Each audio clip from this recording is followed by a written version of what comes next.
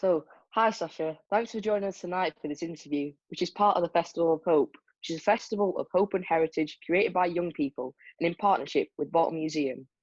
So, Sasha, I'm really excited for this interview, and I know a little bit of information about you. I know that you've done events and experiences in LGBTQ audience and escape rooms, but is there anything else you would like to add? So yeah, I mean, I work in museums and heritage because I'm one of those weird people that likes old stuff, like really, really old stuff. And generally, I'm all about inclusion. So I'm a gay cisgendered man myself. One of the areas of inclusion I work on particularly is lesbian, gay, bisexual, transgender, and queer. Kind of the way in which we represent and talk to those people. But I'm kind of interested in all of that stuff. And then the other hat I wear, you mentioned escape rooms, is kind of gaming and gamification. I'm also a massive nerd. If that isn't too obvious, then the t-shirt should kind of make that quite clear. Um, that I like to try and make things a bit more fun and interactive.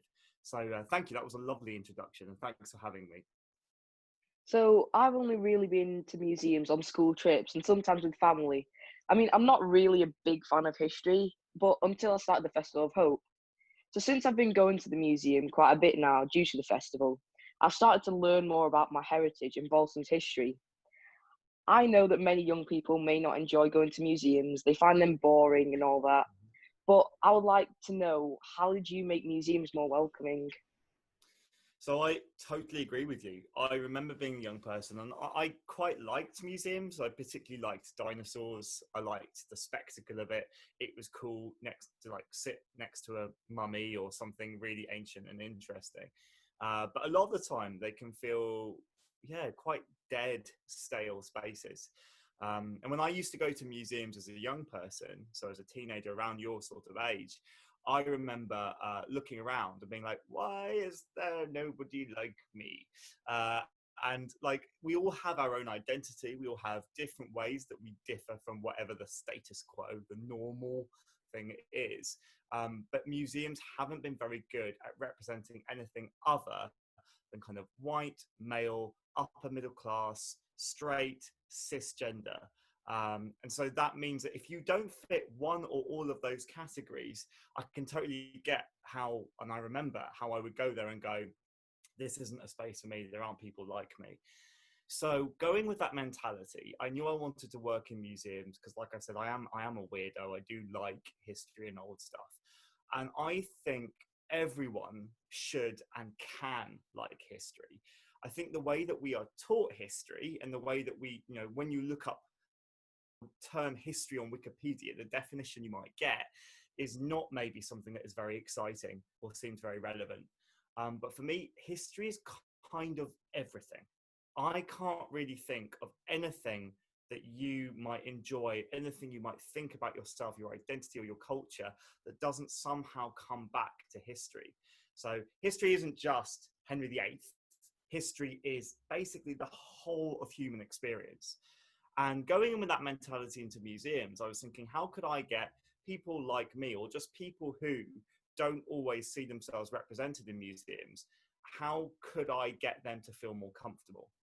And one of the ways was to sort of challenge some of the old fashioned ways that things are interpreted, some of the ways that we display objects, the way that we talk about them, the kind of events that we put on in museums and in those spaces.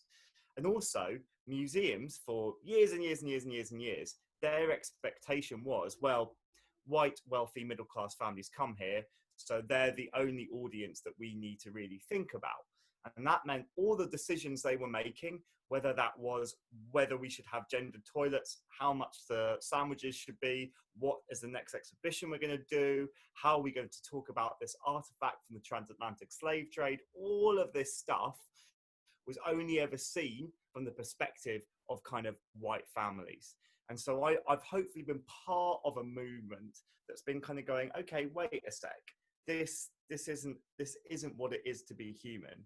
And if museums are going to cater for everyone, they've got to start to talk a bit differently. So basically, I've been trying to do events, trying to work on exhibitions that don't just talk to white, straight, cisgender, bodied, middle class men. And that's been my goal. Wow. So I know that you've been in the museum sector for 10 years, but like how originally did you get interested in museums? Yeah, okay. I was my dad used to take me to the Natural History Museum in London, and I was very into dinosaurs. That was my obsession. So that was like my gateway into museums. And then, like you, I went on school trips, and most of them I can remember the sandwiches more than I can the museums. To be honest, it was like packed lunch was the most exciting bit of the day, which isn't a great that isn't a great review for museums. But then I started to read a fair bit about history, about queer history, and I started to really care about like where we come from. So everything that we have today, the good, the bad, the arguments, the debates, the issues that we're all having today, they all have a past and they all come from somewhere. And some of that was a long time before, me or even you were born. Um, and so I wanted to know what was going on there. And the best place for me to kind of tackle those conversations was where all the old stuff was. And all the old stuff was in museums. But I didn't start out as a curator. I didn't step into a museum job. My first job in a museum was working in a gift shop selling plastic dinosaurs, which I promise you is not as fun. Even if it sounds a little bit fun, it definitely isn't that fun, or at least my gift shop wasn't. So it wasn't a straight step from like, I want to work in museums, and then suddenly I'm working full time in museums. It took years. It took some studying. It took basically a lot of persuading of people to trust me and let me kind of have a go in the sector. And then after about 4 or 5 years, basically banging my head against the door, I got my first full-time job at the National Maritime Museum in London. And that was when I was able to basically put my gloves on and go, right, okay, let's try and change some things. What can we do? What's wrong? And what can I do to try and bring some different voices in? Okay. So I know I said about young people find museums boring, but how do you feel about young people and museums over the past couple of years? I love working with young people. So I used to be a teacher as well. I've never had an issue with working with young people. I find young people's opinions refreshing, and I'm also very much aware that you're all going to inherit this stuff, this world, and so I never want to overlook your opinions because you're going to step in next. And I think there is a stereotype.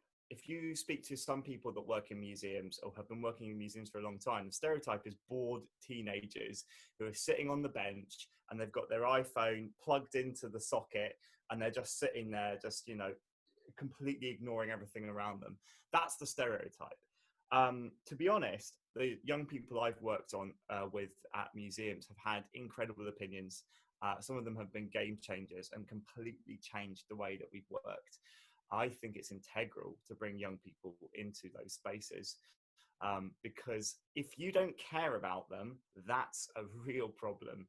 We've got to work out why you don't care. And that's not your problem, that's our collective problem. It's not that, people or teenagers are just grumpy and annoying and don't know what's good for them.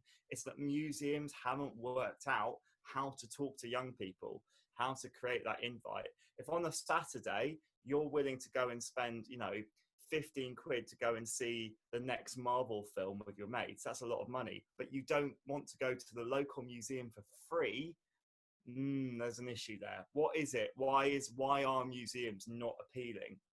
And so I am seeing a change. Museums are working a lot harder. There are some really cool things going on in the sector. There's a lot of projects to engage teenagers, to work with young people. I think the language that museums use is more fresh. They've got a sense of humor. They use social media. At the same time, most people that work in museums are my age or, in fact, a lot older. And so, unless we keep checking with you, we're going to sound old fashioned and out of date. So, the more young people that we can get in work placements, ideally paid opportunities to help us work out how to make museums better, the better. That's what I think. Yeah, totally understand. So after you've done some of your projects, how do your audience feel after they've been there and everything? Well, I feel awesome because I'm amazing. No, I mean, I like to think that. I like to think that most people get a kick out of what I do. So I'm going to talk about the sexuality side of it. So I work a lot with queer people. When I say that, I'm talking about lesbian, gay, bisexual, transgender, queer, intersex, basically the whole spectrum of non-cisgender or non-heterosexual people. So there's a lot of pushback. You know, the understanding, as I said before, is that museums are for nice, white, middle class, heterosexual, wealthy families. So when you put a drag queen in a gallery, it can sometimes cause some friction. Actually, Mm. I've been lucky. Most of the museums I've worked with have been really cool and excited about those kinds of ideas, but you will actually sometimes get pushback from the general public. So I've had people writing on Facebook that, you know, this is obscene, museums shouldn't be doing this, you know, why are they doing this LGBT history stuff? It's not relevant, it's not important. So yeah, I'd say some of my events, they aggravate a bit. So intentionally, I like to do stuff that doesn't upset people, but I don't always like people to leave my events just feeling happy and carefree. I like them to question a few things. If I give a quick example, I did a takeover of the Grant Museum, which is a zoology museum. So I have loads of weird animal specimens in jars in UCL in London. And I turned it into a giant game of snakes and ladders. So literally the whole museum was a snakes and ladders board, and you were one of the players having to get through it. But the whole game was also talking about race and sexuality and class. So you took a card which gave you a player, and your player had to play by a certain set of rules, which got people to think in the mindset of like, okay, if I was a person of color and I was trying to work in academia, if I was trying to be a scientist, what are the things that are going to hold me back? And some people might get a card that was really privileged, that was like this white dude, and every time they rolled a dice, they got an extra 6 steps to take, and that was kind of humiliating. So it was getting friends who came here to have, you know, a glass of wine and play a game and play snakes and ladders on a Friday night, to start thinking about, okay, there's all these structures, there's all these things that hold different people back for different reasons. And those things, that racism, sexism, homophobia, transphobia, they have this long history. And that's why sometimes we can't even see them. They can be very like underneath the surface, even if they're bubbling away. So yeah, that's generally, I like people to come out, go, that was wicked, I had a great time, let's do it again. Also, can we have a chat about that one thing on the tube home? Because actually that's an issue, isn't it? That I want to get people thinking. Hmm. So, why do you think like we as a whole community should go to museums? Because museums are a place where all the old stuff ends up, right? And some of it is incredibly, you know, may not be your cup of tea. You may not want to go and look at 16 cabinets with loads of little ceramic cups that all look exactly the same. If you don't know anything about who made them, if you don't really care about ceramic cups and that's not your deal, I understand. It may not seem important. But those ceramic cups, as boring and dusty as they may seem, they might tell an entire story of a people who can't speak anymore because, you know, they were born 4,000 years ago. They could represent someone's life work. They could represent a whole group of migrants who came over and brought a new form of artistry. The objects that you have in museums, every single one of them, even the seemingly boring ones, tell a story. And if we don't have those, we can lose the story. And if you lose the story, then we start to forget. Now, the classic story is if you forget history, then you're doomed to repeat it. We have seen terrible things happen here and now, but also in the past, in the distant past, and the not too distant past. We've seen people being treated in ways we would now see as shocking, appalling, abhorrent. And if we don't have those memories, those things where we can go, we don't want to go back there, or we need to learn from this, one of the issues is we can fall back. But also, we can forget who we are. I'll give you an example. I went to an exhibition at the Museum of London, Docklands, and they had an exhibition about the Romans. And it was called The Roman Dead. And they had a number of remains, basically skeletons of people living in Roman London. And one of the amazing things is they've done loads of analyses to find out who these people might have been. So there were men and there were women. There were people we would describe as white or Caucasian. There were people who were biracial. There were black people, people who had, their origins in Africa and Ethiopia, living in London in ancient Rome. And having that as an evidence and going, right, this was our past. This is part of the history of the UK. If you lose that, if you lose those objects, those bones, that information, then the story gets muddied and you suddenly get people talking about stuff like the Romans were all white, which was never the case. So having stuff, museums that collect old stuff, it's like protecting history. It is safeguarding the stories of who we are and also helping us to not make some of the mistakes we made before. That's why I want to be in museums. I totally get if they're a boring, smelly space that you go in and buy an overpriced coffee and you completely forget about. But for me, they're some of the most important, scary, and interesting buildings, well, in the world.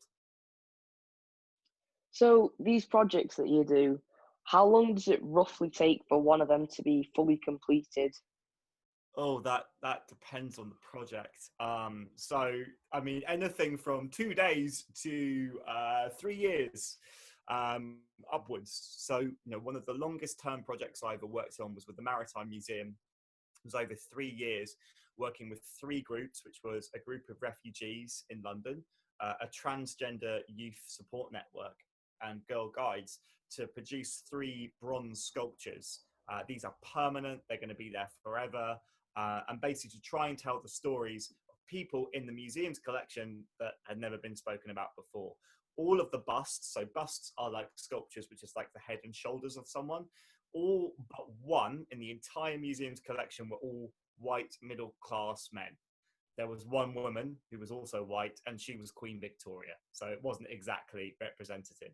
So we were trying to tell new stories. That took ages. We had to meet with the groups.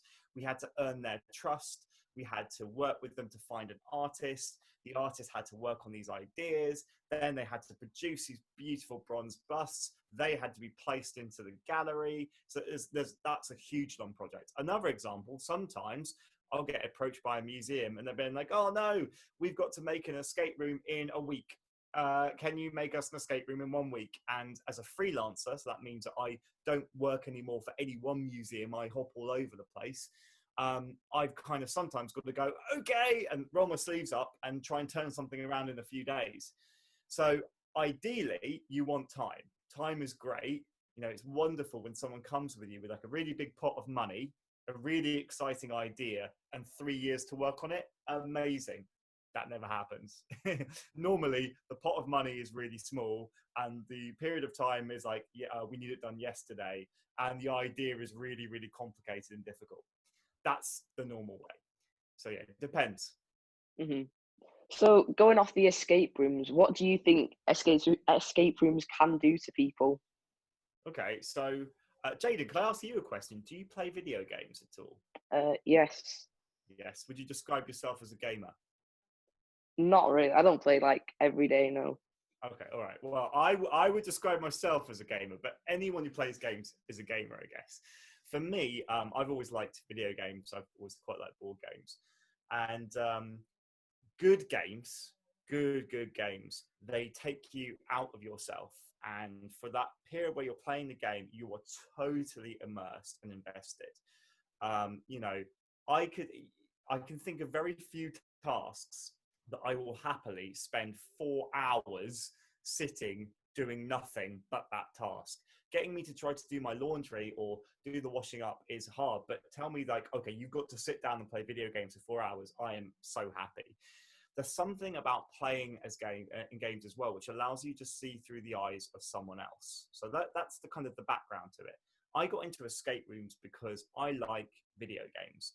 And I was thinking, how can we take some of that enjoyment, some of that excitement and put it into the real world? For me, an escape room is a video game, but in real life.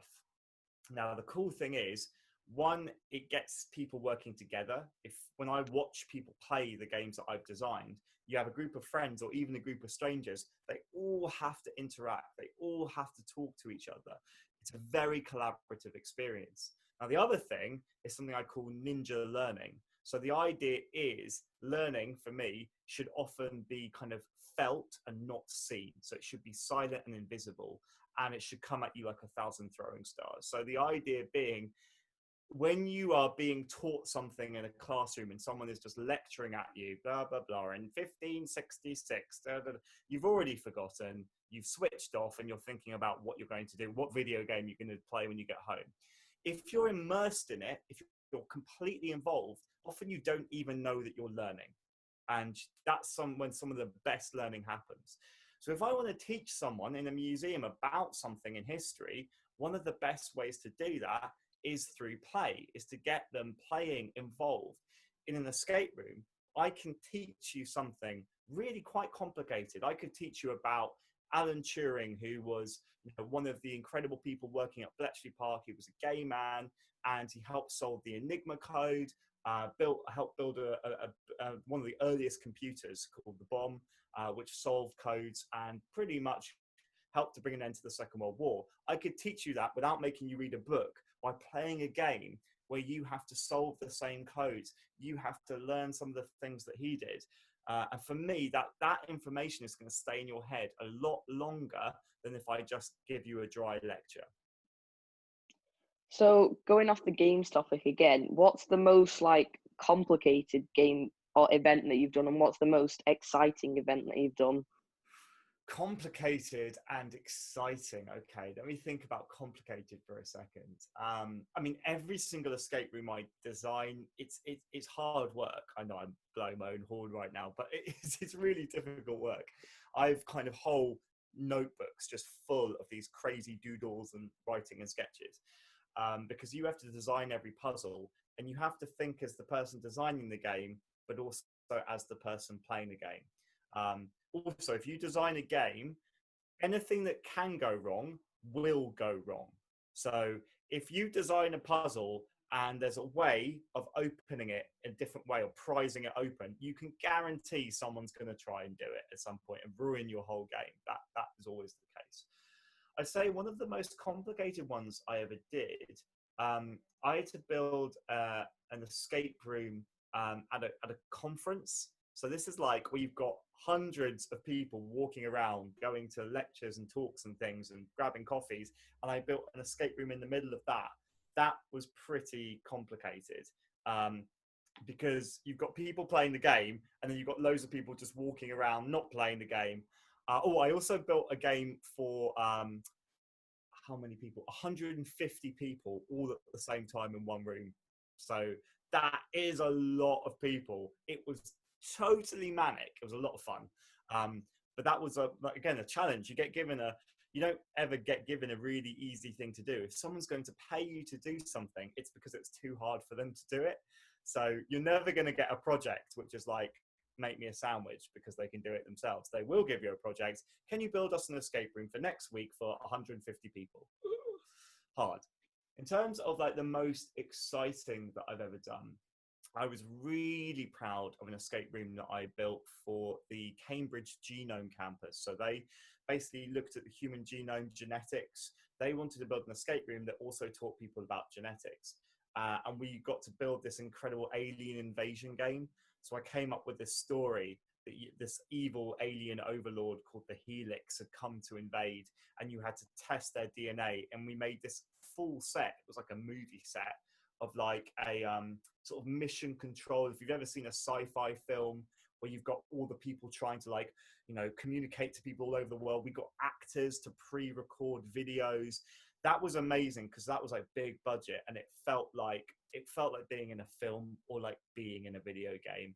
Sometimes some of my games are so off the cuff, quick, low budget. I have to just build them out of masking tape and paper clips and a bit of paint and just throw it together.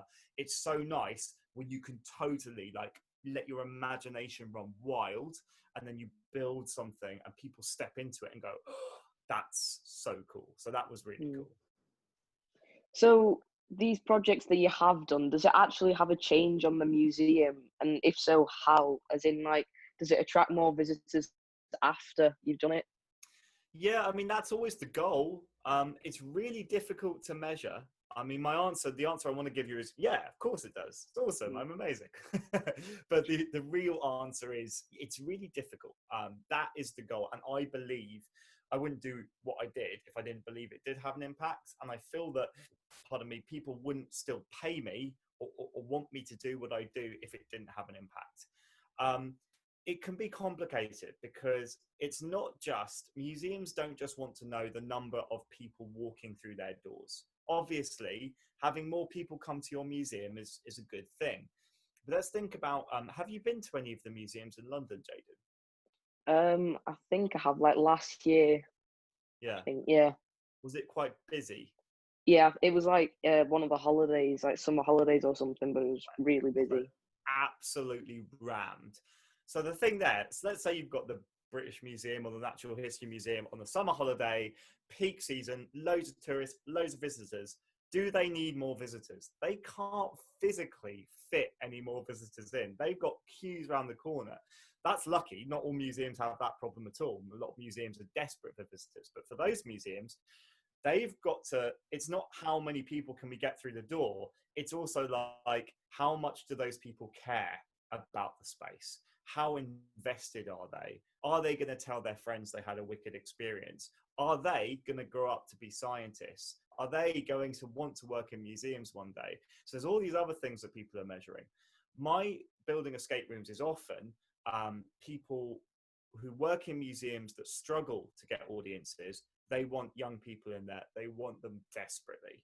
And to be fair, they're lovely museums, a lot of them, but you can fully understand why young people aren't coming. I mean, cabinet after cabinet after cabinet of old vases, old vases, old vases, old vases, painting of a Mm. white dude, painting it. Boring, I get it.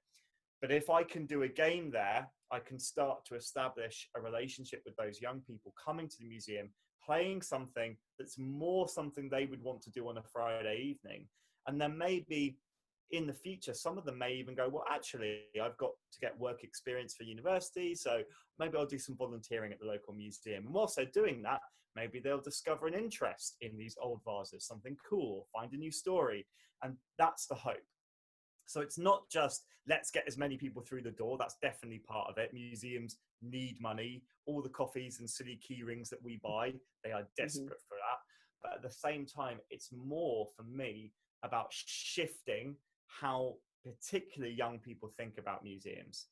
And if we can play games that young people want to come to in museums, one day museums will have more of those young people working in their workforce, and they'll be much better places for it. So this is our final question for today's interview. Why do you want to do what you're doing? I mean, that's an interesting question. I guess one of them is I couldn't see myself doing anything else, but that's a really rubbish answer, isn't it? So I guess the thing is, I see how important and powerful museums are. And I think they are places for having really difficult conversations. And they could be safe spaces for resolving some of the biggest issues we have with society today. So I'm looking at Mm. like the Black Lives Matters protests, right? You have people who have for years and years and years been complaining about statues of slave owners, and they've taken it into their own hands to pull those down. Museums are places where we have collections. Often of those collections are really dark histories, right? Really painful stuff, really difficult stuff to talk about. But in a museum, rather than in your house or in like a debate where there is instant aggression, in a museum, I hope this is the goal, these could become spaces where those conversations can start to play out, where we can start to go, who were we and who do we want to be today? You know, who do we want our heroes to be? Who do we want to commemorate in spaces? And not only that, they are, if a kind of an atom bomb were to strike the UK, and if the museum survived, those survivors would still be able to go back and start again and go, right, okay, who are we? Where did we come from? You know, what's our history? If you got rid of the museums, if you got rid of that history, I'd be terrified because I think we would lose so much of who we are. I think museums have so much potential, Jayden. I don't think they're Mhm. doing it right now, but I think they have so much potential to change the world. Maybe that sounds ridiculous, but that's why I do what I do. Well, it's been great talking to you and very interesting. So thank you for joining us. No, my pleasure. Thank you, Jayden. I really enjoyed that. It has been amazing talking to Sacha. I think, going off what Sacha said, that the only reasons why I thought museums were boring was because they just have artifacts displayed, and you can't learn as much from items just sitting there. But with the ideas and events that Sacha has put on, it can change the stereotypes of museums, and we can learn so much from our history. Imagine if we didn't have history now, where would we be?